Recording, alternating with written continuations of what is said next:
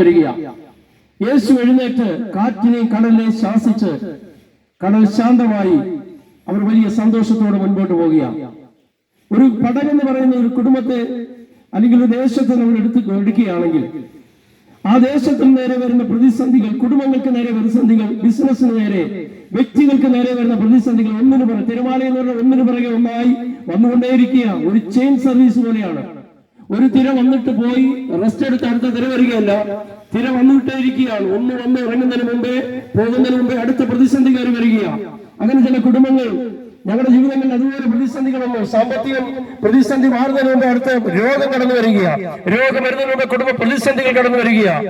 ഇങ്ങനെ ആരാലും പരിഹരിക്കാൻ കഴിയാത്ത തിരമാലപോലെ പ്രശ്നത്തെ അടക്കുവാൻ ഞങ്ങൾ പ്രസംഗിക്കുന്ന യേശുവാകുന്ന അത്ഭുതമന്ത്രിക്ക് കഴിയും. ഒരു വാക്കുകൊണ്ട് കാറ്റിനെ കടലിനെ ശാസിച്ചെങ്കിൽ ജീവിത പ്രതിസന്ധിയിൽ, കുടുംബത്തിൽ എന്തെല്ലാം പ്രതിസന്ധികൾ ആരുടെയൊക്കെ ജീവിതത്തിൽ ഒന്നിനു പുറകെ ഒന്നായി കടന്നു വന്നാലും അതിനെ വാക്കുകൊണ്ട് ശാസിക്കുവാൻ, ശാന്തത തരുവാൻ കഴിവുള്ള ഒരു അത്ഭുത മന്ത്രിയെ ഈ സന്ധ്യാസമയം നിങ്ങൾക്ക് പരിചയപ്പെടുത്തുകയാണ്. അങ്ങനെ അക്കരെ കടന്നു പ്രകൃതിയുടെ പ്രതിസന്ധികളുടെ മേലും അധികാരമുള്ള, പ്രകൃതിയുടെ മേൽ അധികാരമുള്ള ഒരു അത്ഭുത മന്ത്രിയാണ് മർക്കോസിന്റെ സുവിശേഷം 4-ാം അധ്യായം 35 നമുക്ക് കാണാൻ കഴിയുന്നത്.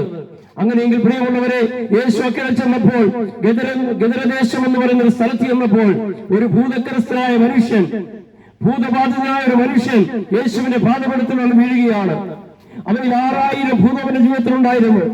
ആ ഭൂതം ബാധിച്ച മനുഷ്യന്റെ ജീവിതം എന്ന് പറയുന്നത് അവൻ ഭവനത്തിൽ അടങ്ങാത്തവനായി, ആര് പറഞ്ഞാലും അനുസരിക്കാത്തവനായി, ആരാലും അടക്കുവാൻ കഴിയാത്ത ഒരു ദുർസ്വഭാവമുള്ളവനായി ഭവനത്തിൽ പാർക്കാതെ അവൻ കല്ലറകളിൽ പാർക്കുകയാണ്. ഇന്നത്തെ ഈ സമകാലിക ജീവിതത്തെ നാം നോക്കുമ്പോൾ ഇന്നത്തെ തലമുറകൾ ആര് പറഞ്ഞാലും അനുസരിക്കാത്ത ഒരു തലമുറ വാഴുന്ന കാലമാണ്.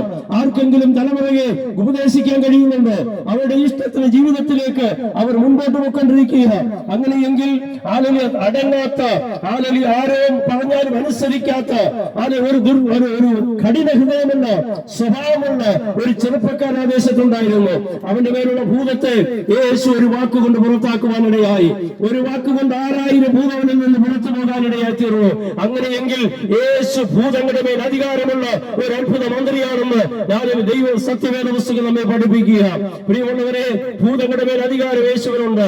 ഇതുപോലെ പൈശാചികമായ, ഭയാനകമായ അന്തരീക്ഷം നിങ്ങളുടെ കുടുംബ ജീവിതത്തിലുണ്ടെങ്കിൽ, ഒരുവേള ദുർസ്വപ്നങ്ങളാൽ ഭാരപ്പെടുന്നവരുണ്ടെങ്കിൽ, പൈശാചിക ക്രിയകളാൽ ഭാര്യയും ഭർത്താവും തമ്മിൽ അത് ചേർച്ചയില്ലാത്തവരായി മാറുന്നുവെങ്കിൽ, നല്ലത് എത്ര പറഞ്ഞാലും ജീവിതത്തിൽ അത് മറ്റുള്ളവർക്ക് ഉൾക്കൊള്ളാൻ കഴിയാതെ അത് തിന്മയായി തോന്നുകയോ വാക്കുകളെ ട്വിസ്റ്റ് ചെയ്യുന്ന അന്ധകാര ശക്തികൾ ഉണ്ടായെന്നിരിക്കാം, അല്ലെങ്കിൽ നന്മകൾ തകരുന്ന ഏതെങ്കിലും ആഭിചാര ക്രിയകളായിരിക്കാം, അല്ലെങ്കിൽ നിങ്ങളുടെ ബിസിനസ് എത്ര ശ്രമിച്ചിട്ട് മുന്നേറാൻ കഴിയുന്നില്ല, കടഭാരങ്ങൾ രക്ഷപ്പെടാൻ കഴിയാതെ എന്തോ ആഭിചാരങ്ങളോ പൈശാചികമായ എന്തോ ഞങ്ങളുടെ ജീവിതത്തെ അലട്ടുന്നുണ്ടെന്ന് ചിന്തിക്കുന്ന ആരെങ്കിലും ഞങ്ങളുടെ ശബ്ദം ശ്രവിക്കുന്നുവെങ്കിൽ നിങ്ങളോടൊന്ന് വിളിച്ചു പറയട്ടെ, ഭൂതങ്ങളുടെ മേൽ അധികാരമുള്ള ഒരു അത്ഭുത മന്ത്രി ഇന്ന് ഞങ്ങളിവിടെ പരിചയപ്പെടുത്തിക്കൊണ്ടിരിക്കുകയാണ്.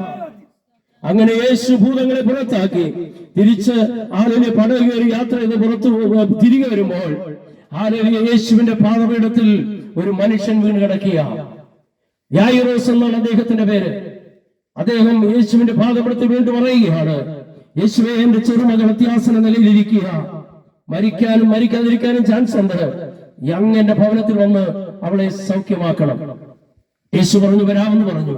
പ്രിയമുള്ളവരെ, വ്യക്തിപരമായ നിന്റെ പ്രതിസന്ധി, നിന്റെ കുടുംബത്തിനകത്തെ പ്രതിസന്ധി മറ്റാരും അറിയാതെ, ആരോടും പറയാതെ കൊണ്ട് നടക്കുന്ന വിഷയമാണെങ്കിലും പരസ്യമായ യേശുവിനോട് അപേക്ഷിക്കാൻ നീ തയ്യാറാണെങ്കിൽ, പരസ്യമായ യേശുവിന്റെ പാദപീഠത്തിൽ മുട്ടുമടക്കാൻ തയ്യാറാണെങ്കിൽ, ഏത് പ്രതിസന്ധിയും പരിഹരിക്കുവാൻ ഇന്നവൻ നിന്റെ ഭവനത്തിലേക്ക് വരാൻ തയ്യാറായിരിക്കുക. അത്ഭുത മന്ത്രി, വാക്കിലും പ്രവൃത്തിയിലും ശക്തിയുള്ള പ്രവാചകൻ ഈ പകൽ ഇന്ന് നിങ്ങളുടെ ഭവനത്തിൽ വരാൻ ആഗ്രഹിക്കുക. യേശു യായിറോസിന്റെ ഭവനത്തിലേക്ക് പോകുമ്പോൾ 12 വർഷം രക്താശ്രമമുള്ള ഒരു സഹോദരി, ഏറിയ വൈദ്യന്മാരാൽ അധികം പാടുപെട്ടവളാണ്. പല സ്ഥലങ്ങളിലും പോയി വൈദ്യന്മാര്, ഡോക്ടർമാർ, അലോപ്പതി, ആയുർവേദം ഇതെല്ലാം നോക്കിയിട്ടും രോഗത്തിന് ശമനമില്ലാത്തൊരു സഹോദരി, അവൾ രഹസ്യമായ അവളുടെ ജീവിതം യേശുവിന്റെ അടുത്ത് വരണമെന്നുള്ള ഒരു സന്തോഷത്തോടെ, വിശ്വാസത്തോടെ വന്നു യേശുവിന്റെ വസ്ത്രത്തിൽ തൊടുകയാണ്. പുരുഷാരത്തിന് നടുവിൽ യേശുവിനെ തൊട്ടു. ഒരു തെരുവിൽ യേശു നടന്നു പോകുമ്പോൾ ആരെയും ഭയപ്പെടാതെ അവൾ രംഗത്ത് വന്ന് യേശുവിനെ തൊടുവാനിടയായി. അവളുടെ ശരീരത്തിൽ ദൈവത്തിന്റെ ശക്തി വ്യാപരിക്കാനിടയായി.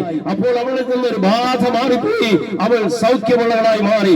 ഈ സന്ധ്യാസമയം ഞങ്ങളെ ശ്രമിക്കുന്ന പ്രിയമുള്ളവരെ, എല്ലാ രോഗത്തിന്റെ പിന്നിലും രോഗമല്ല, ചില രോഗശക്തികളുണ്ട്.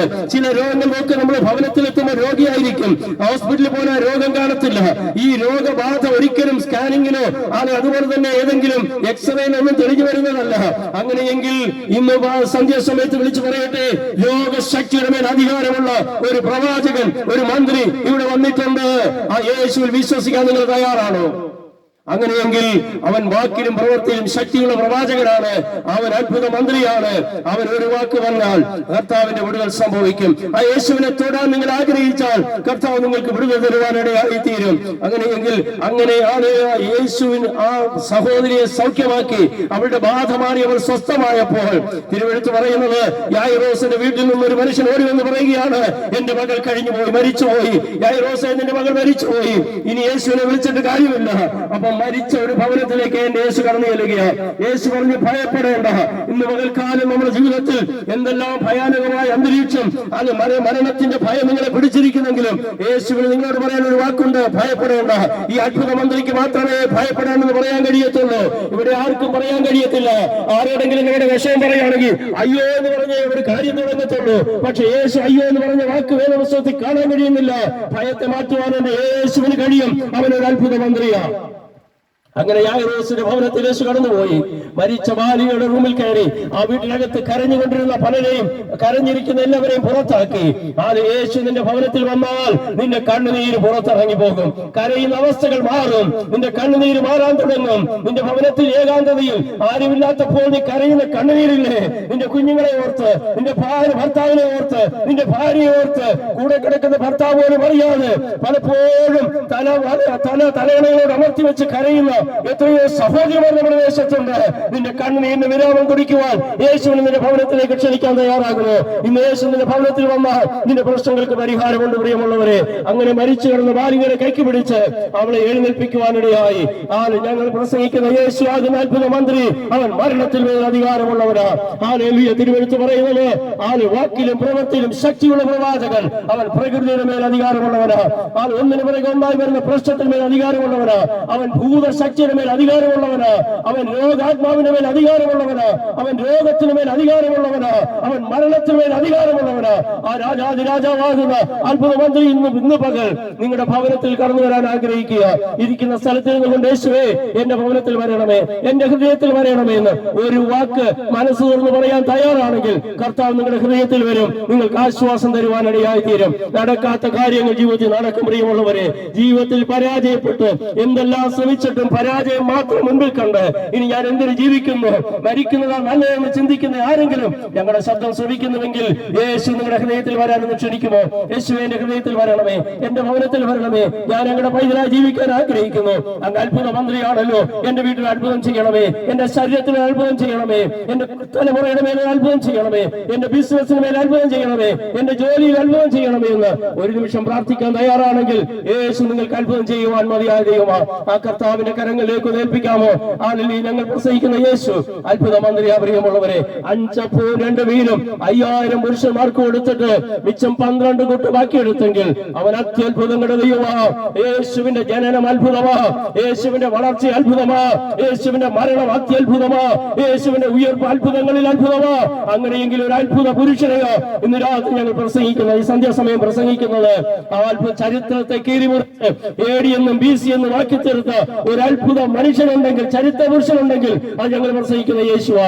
അവൻ വ്യക്തിപരമായ ജീവിതത്തിൽ അത്ഭുതം ചെയ്യും, കുടുംബത്തിൽ അത്ഭുതം ചെയ്യും, ദേശത്തിൽ അത്ഭുതം ചെയ്യും, നിന്റെ സമസ്ത മേഖലയിൽ അത്ഭുതം ചെയ്യുവാൻ അത്ഭുതങ്ങൾ മാത്രം ചെയ്യുന്ന കർത്താവിനെ നിങ്ങളുടെ ഹൃദയത്തിലേക്കും ഭവനത്തിലേക്കും ക്ഷണിക്കാൻ ആരെങ്കിലും തയ്യാറാകുമോ? ഞങ്ങൾ നിങ്ങൾക്ക് വേണ്ടി ഒരു നിമിഷം പ്രാർത്ഥിക്കട്ടെ. ഒരുവേള രോഗമായിരിക്കാം, മറ്റുള്ള വിഷയങ്ങളായിരിക്കാം നിങ്ങൾ അലട്ടിക്കൊണ്ടിരിക്കുന്നത്. വ്യക്തിപരമായ വിഷയം നിങ്ങൾക്കറിയാം.